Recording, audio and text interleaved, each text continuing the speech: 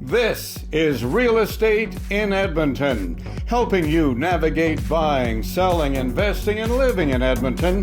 Hosted by Realtor Devin Gray and professional broadcaster Tracy Gray. Hi, welcome back to Real Estate in Edmonton, where we talk real estate and real life.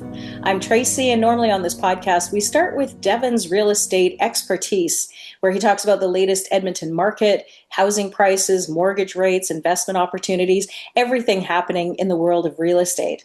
Then I get to share with you real life side of Edmonton, the communities, the schools, the restaurants, playgrounds, festivals, arts, entertainment, all the things that makes a city feel like home. But today we're flipping the script just a little bit. One of the things I love most about Devin is how passionate he is about Edmonton. He was born and raised here, he invested in real estate for years, and he's helped countless families, investors, and newcomers find the perfect place to call home. Whether someone's moving to Edmonton, one of the first things Devin does is give them what he calls the Edmonton Map Tour Playbook. Now, it's an insider's guide to understanding how our city is laid out, the major roads and routes, the unique personalities of different communities, and how to figure out which areas might be the best fit for you. So whether you're moving here from another province, relocating just within the city, investing in real estate, or you're simply curious about Edmonton, today's episode is packed with valuable information. So grab a coffee, sit back in your favorite chair, and get ready to explore the City of Champions together. Now here's Devin Gray, ready to dive in with his Edmonton Map Tour Playbook. At the Mogul Realty Group, we work with investors right across Canada. Probably about 70% of our client base are investors. Obviously, the majority of them are in Western Canada. We get a lot of people investing from BC, and they don't necessarily know the Edmonton market all that well, or Alberta for that matter. And so we like to educate them in regards to what's going on with Alberta, and then also specifically to Edmonton in regards to large construction areas, areas of growth, and then also what neighborhoods ultimately they would like to look at. And each neighborhood is going to be different based on what their investing criteria is. So before we get into Edmonton specific, we do like to talk about the Alberta advantage. So what is the Alberta advantage? Well, it's unique opportunities and benefits that Alberta offers that nearly every other province in Canada does not offer. Probably top of the list is always going to be no provincial sales tax. Every other province in Canada has either PST or HST. We do not have a provincial sales tax, and that can save a lot of money for a lot of Albertans. The second thing, more specific to real estate, is we do not have a land transfer tax. So when you sell your property, there's no tax attached to that goes to the government that can be thousands of dollars. Tracy and myself sold a property in Vernon a few years ago, and the land transfer tax on that property was about $9,000, so it was pretty significant. And then also specific to real estate, another huge advantage for landlords is there are no rent controls. Most other provinces have rent controls. Probably the two most telling are BC and Ontario. And interestingly enough, those ones are also two provinces that have some of the highest rents in Canada. Now, a lot of people feel that rent controls is a good thing, but it actually hurts the rental market. I do like the philosophy of the Alberta government, which is simply to have more supply to meet the demand. And that is the position, and that really is ultimately what helps to keep rents in control. When we're in a bit of a rental slump, you never hear anybody talking about rent controls. It's only when rents are in a fast increase, which is what we had starting in 2022 when inflation went through the roof. And so why were rents increasing? Well, it was basically just for small landlords, and large as well, but a lot of small landlords that own 2, 3, 6, 8 properties, that all of a sudden, with an increase in interest rates, increase in insurance, increase in utilities, all of a sudden they're running a deficit, and they're just increasing rents, which most likely stayed flat for a lot of years because of the slowdown from 2016 to basically right up until COVID. Nobody was increasing rents, and so this was a bit of a catch up, and it was an opportunity for landlords just to get back to breaking even. It wasn't that there was all of a sudden this bonanza of profits or anything like that. A lot of people were underwater and they were trying to catch up. I know of several investors as well that bought properties during COVID at a wonderful 1.9% interest rate. But then when it came up for renewal in 2024, 2025, they were having to renew at over 6%. Or high fives, and suddenly their positive cash flow went to negative, and so they ended up selling the property. So those are and sorry, the one other thing as well, of course, I shouldn't forget about this, is you can increase rents as much as you want once a year in Alberta. Now, obviously, you want to make sure that you're doing that responsibly. If you have great tenants, you want to encourage them to stay as long as possible. However, inflation, the Bank of Canada shoots for inflation to be 2%. And so a lot of times most costs go up 2%. And so you should at least consider increasing your rents once a year by the rate of inflation, just to make sure that you're not necessarily getting into a situation where all of a sudden you are now running a deficit because you haven't kept up with the rate of inflation with all of your extra costs that are coming in regards to utilities and insurance and property taxes and various things like that. So those are the advantages for Alberta. Now we're going to get into more of a conversation about the city of Edmonton itself. So I'm bringing up a map of Edmonton. It's an interactive map. Now, granted, we did create this several years ago, so there are some areas that might still show as dirt on this map that are now fully fleshed out subdivisions. I'd like to start by basically saying that there's a conversation that I had with one of our property management partners who suggested that every time he's in a social setting, he would say, people would say, "What do you do?" And he says, "Oh, I'm a property manager." And the very first question always came out of that person's mouth, which was, "Oh, where's there a great place to buy in Edmonton for a rental property?" And ultimately, what you're looking for, you can be in a position where you can have success no matter where you are. Now, that depends on 4 criteria that if you're thinking about getting investing or you're still new to investing, you need to think about what's most important to you: cash flow, vacancy or the amount of vacancy you're going to have, market appreciation, and tenant profile. Now, most people will go instantly to, well, I want cash flow. And that's fine. However, it's been long said in investing that cash flow is earned. It's not given. And what that means is basically if you're getting good and significant cash flow, there usually is a trade-off in regards to whether or not you've purchased in maybe a less desirable neighborhood so that the purchase price of the property is less, or that it's an older property that might need a lot of maintenance. Usually really high demand locations, AAA areas, and newer properties create less cash flow. But the trade-off is that you will have a higher quality tenant. Most likely that area is a leading area, meaning from a market appreciation standpoint, and that you will have very little vacancy. You'll constantly have people that are wanting to get into that property. In some of these less desirable neighborhoods, when times are good, I talk to a lot of investors that love the cash flow, but when there's we're in a market shift going from a seller's or balanced market into a buyer's market, they find it really difficult to find tenants. They find it difficult to keep tenants. Their vacancies are long, and it ends up being a lot of work. And invariably, they end up calling us and saying, "Hey, you know what? I don't want to own this property anymore."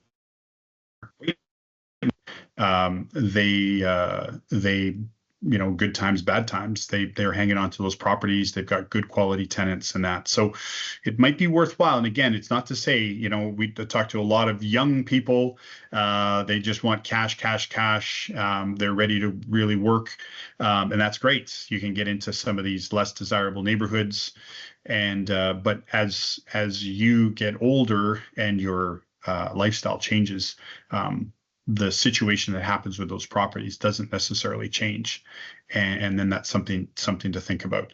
So we're going to talk about 5 different areas that are good for investing, and we're going to talk about the pros and the cons of those areas. First off, we're going to talk about arguably the most desirable area in town. Let me back out a little bit first here and just kind of describe the area for those of you that aren't aware of Edmonton. So this is the city of Edmonton right here. You can see this 216, that's Highway 216. That's actually the Anthony Henday Drive. That's our ring road that opened up in 2016. We talk now a lot, or the city talks a lot now in regards to, items that are happening inside the Henday and items that are happening outside the Henday. We also have some significant smaller communities around Edmonton. To the northwest, St. Albert, you've got the Atchison Business Park. Farther out west, Bruce Grove and Stony Plain. Over here, you've got the Enoch Indigenous Reserve. You also have the town of Devon. To the south, you've got the largest business park in Canada, Nisku. Thousands and thousands of people work there every day. You've got Leduc, with the international airport right here. You also have the city of Beaumont. To the east, you've got the county of Strathcona, better known as Sherwood Park. To the northeast, you have Fort Saskatchewan, and to the north, you have the village of Nemeo and the Canadian Forces Base. Now, Edmonton, before we get into neighborhoods, Edmonton has really had a focus for the last 10 years about densification, trying to maximize the space, not only inside the Henday, but certainly inside the real center of the city, which would be this area here, where I've got my mouse circling. These are lots that have been around for 60, 70, 80 years. They've got old houses on them, and they're on really big lots because space was abundant. There's 4 reasons why the city of Edmonton has really got to focus on densification. The first one is to shrink the footprint, or not shrink the footprint, but maintain the footprint. We have a very, very large, we're a large city area-wise, and it's just so easy to continue to spread out. We don't run into mountains and lakes and oceans like Toronto and Vancouver do, where you clearly know you cannot expand in certain areas. We can go out every direction, but we have to curb that. We can't just keep chewing up farmland. So there's a desire for the city to focus more and focus going more up as opposed to spread out. So that's the first reason. The second reason is cost. It's really expensive to continue to push out. Building new roads, building new schools, building new amenities, pushing out transit.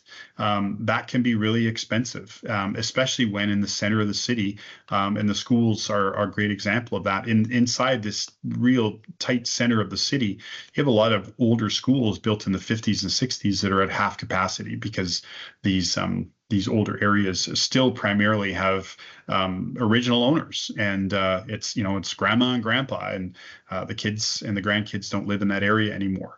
We're slowly starting to see people move in, and the term is gentrification, where either you're seeing some infills going in, old houses being torn down, new houses being built, or you're seeing some of these older houses getting renovated.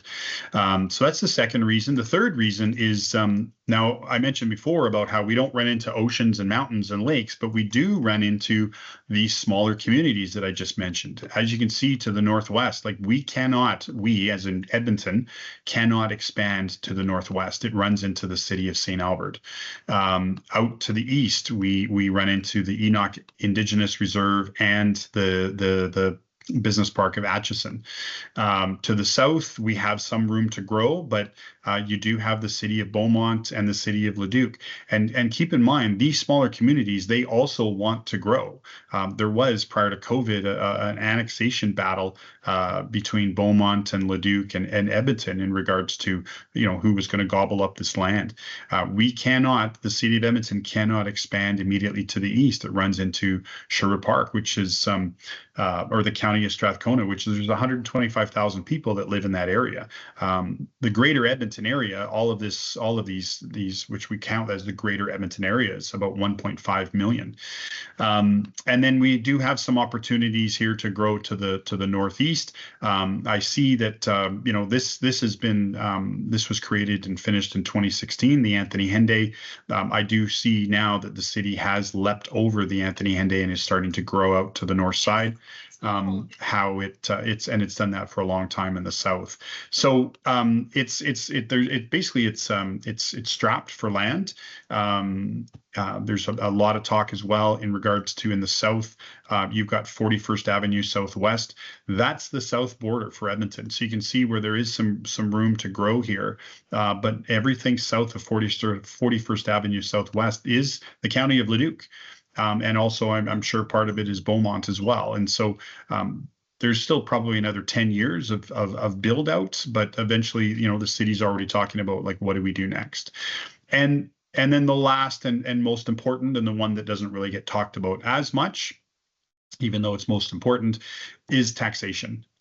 When you are tearing down these older homes that are 60, 70 years old, that might be worth now a rough shape property in the north or the south side, it still might be under $500,000, maybe 450, 475, but it's on a large lot, and you're either able to build a brand new property or maybe a side-by-side duplex, or now the big thing in Edmonton is these eightplexes. You're turning that $475,000 worth of land value into $800,000, 1.5 million, possibly 2.5 million. And so that's a lot more tax revenue that the city can call on, along with satisfying its desire and urge to have more people living in the center of the city, using a better usage of that large land and all the amenities that are around. Albertans love their space. They still love these large lots. There's 45 by 145, the magical 50 by 150, which allows you to subdivide or to build these eightplexes. Those are in high demand, but there's a lot of people that just like to purchase those properties so that they have all this land. It's definitely a shift, especially for anybody over the age of 40 in Edmonton and Alberta, to be living on smaller pieces of property. And that's why a lot of people are now starting to look at moving outside the city, and they're looking for 3-acre lots or 5-acre lots outside the city. So that's basically the focus of the city, densification. Now we're going to talk about the neighborhoods. The first neighborhood that I always like to point out is the U of A, or University of Alberta, Bonnie Doon area. Now, here's where the University of Alberta is. Bonnie Doon is not immediately, but it's farther to the direct east. There's the Bonnie Doon Shopping Center there, which is the second oldest shopping center in Edmonton, built in the late 1950s. And there also is a community of Bonnie Doon, but it's just kind of known as the Bonnie Doon area.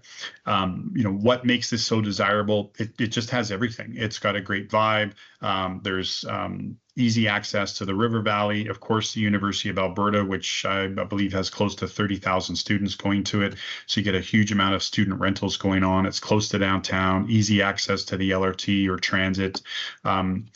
When we have people from out of town coming to look around the city, we take them down a popular a street in town called White Avenue, or 82nd Avenue. It's got lots of cool shops and bars and restaurants, and people just always go, oh, wow, this is a cool area. So it's just a great vibe. A lot of people want to be in this area, and so what you're seeing is a tremendous amount of infill going on. Again, these side-by-side duplexes with legal suites, these eightplexes, or just people, tearing old houses down and building their dream home because they just want to live in this area.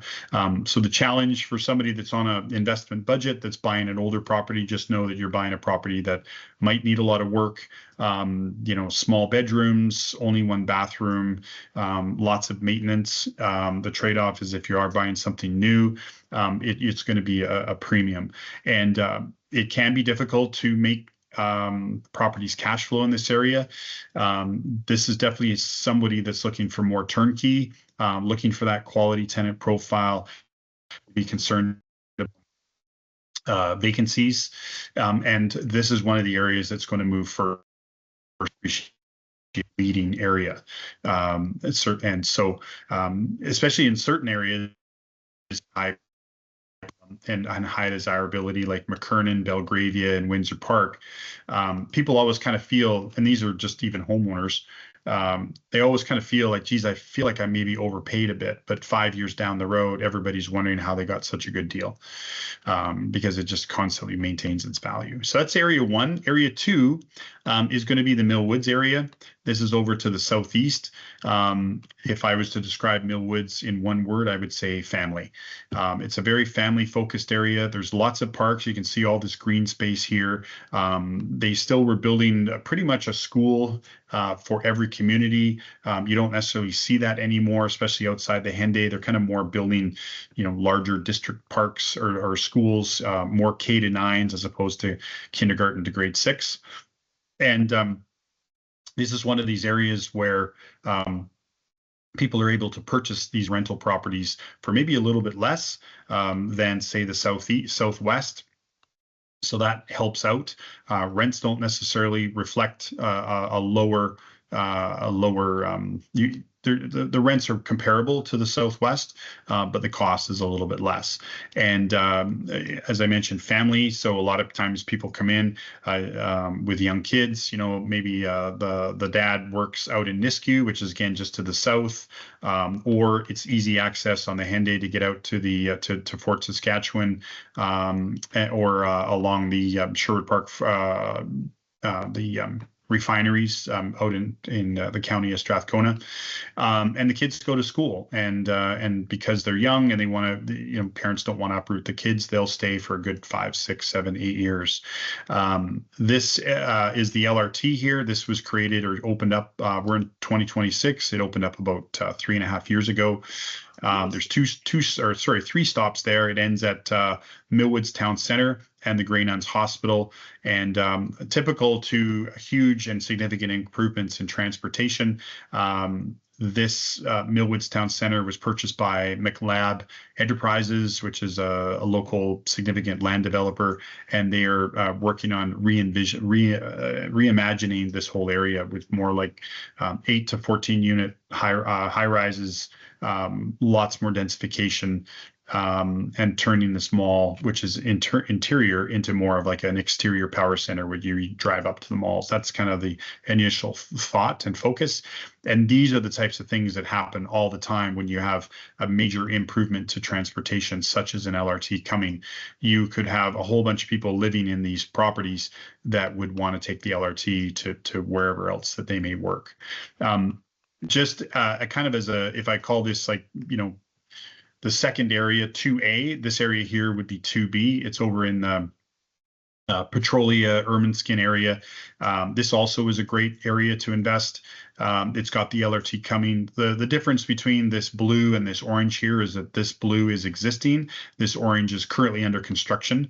It's going to go across the Anthony Henday and then eventually to where there's supposed to be another hospital. So it's wide open spaces right now. They're putting the infrastructure of the LRT there. The LRT might be another few years, and who knows when the hospital will be built, but it will be built. The challenge here, though, is that it's a little bit more expensive to purchase, so you might be a little more tapped on cash flow, but you will find good tenants in this area.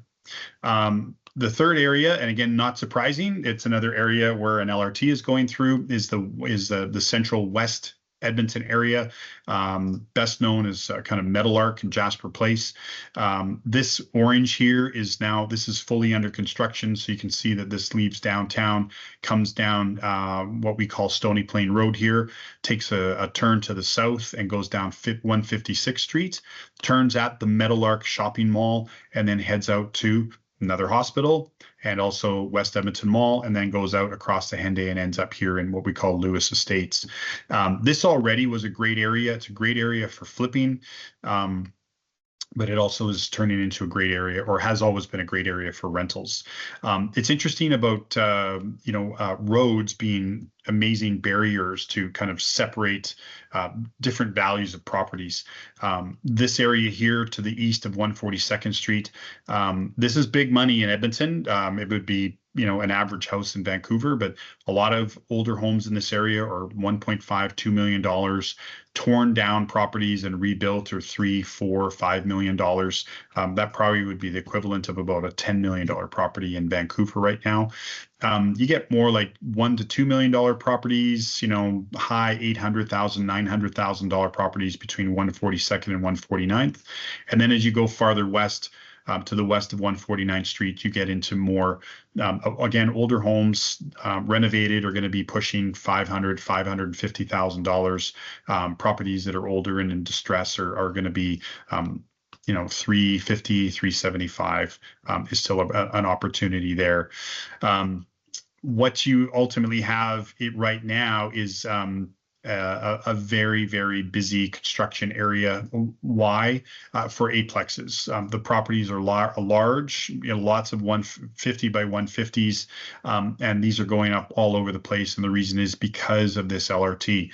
Again, when you have easy access to improved transportation, that's an opportunity to see an increase in real estate values, but also an increase in people wanting to live in that area because of this opportunity here, which is probably still another 5 years out, but people are getting these built now. And so great opportunity for flips or just rentals of a current house, or also an opportunity if you wanted to be looking at doing infill. So that's the third area. The fourth area is up on the north side. Now, every city has areas that are more expensive and less expensive. All things being equal, in Edmonton, same size lot, same size house, same condition, all that stuff, similar kind of feel for a community. The north side is going to be less expensive than the south side. So a lot of people are migrated towards that, especially investors, because they can basically pick up a good property in a good area for $20,000, $25,000 less, sometimes pretty significant in the north side. And so one of the things you want to be wary of is that the inversion effect to, say, being on a park or a river. If you're on a park or a river, that's highly desirable. You've got an amazing view. You're never going to see neighbors, anything like that. Well, you have the inversion effect when you're up against something that is the opposite of a park or a river. And in this case, you've got the CN rail yards and you've got the Yellowhead Trail. These are not going anywhere. And so people that own homes right along this area always have downward pressure and lagging market appreciation. They're always like the last to move. And so I would just be a little bit wary of that and keep that in mind, that, if you see properties that are, pretty close to big major transportation hubs that are going to cause a lot of noise and potentially, a bit of exhaust pollution, that there's going to be some downward pressure. Again, thinking about if the houses that are on a lake or a river or a park, when you go 1 or 2 blocks away, those values start to come down. Well, in this situation, as you start to move away from the rail yards and the highway, those values are going to start to move up a little bit, or have a better chance of seeing market appreciation a little bit quicker. And so from that standpoint, I do like to suggest, if you are looking, to maybe not look any farther south than maybe about 130th Avenue.